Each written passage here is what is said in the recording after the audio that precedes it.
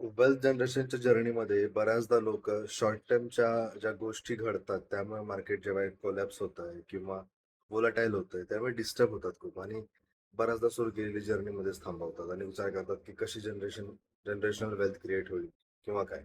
तुम्हाला हे सांगायचं आहे, शॉर्ट टर्मच्या गोष्टींमुळे लाँग टर्मच्या गोष्टीवर काही इफेक्ट पडत नाही. जर तुमचं ध्येय, तुमचं उद्दिष्ट, तुमचं जे काही इन्व्हेस्टमेंट करायचं जो होरायझन आहे, तो जर तुमचा लाँग टर्म असेल, more than 5 years, 10 years, more than 20 years, 30 years, तर तुमची वेल्थ जनरेट होणार हे नक्की आहे.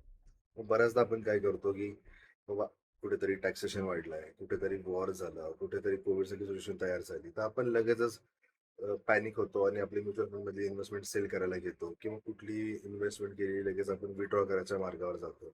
याने काय होतं माहितीये का, वेल्थ जनरेशनच्या जर्नीमध्ये तुम्हाला इन्व्हेस्ट केल्यानंतर वेळ देणं खूप गरजेचं आहे. आपण वेळच देत नाही आणि उद्दिष्ट तुमचा लाँग टर्मचा आहे. शॉर्ट टर्ममध्ये ज्या काही गोष्टी होतील त्यावर तुम्ही दुर्लक्ष करा, हाच बेस्ट ऑप्शन आहे. तर तुमची वेल्थ जनरेशन होणार आहे. आणि याला किती रिटर्न्स मिळाले किंवा त्या व्यक्तीला किती रिटर्न्स मिळाले हे पाहू नका. रिटर्न्स हे प्रत्येकाचे व्हॅरी करणार आहेत. ते डिपेंडिंग अपॉन द सिच्युएशन आणि ड्युरेशन असतात.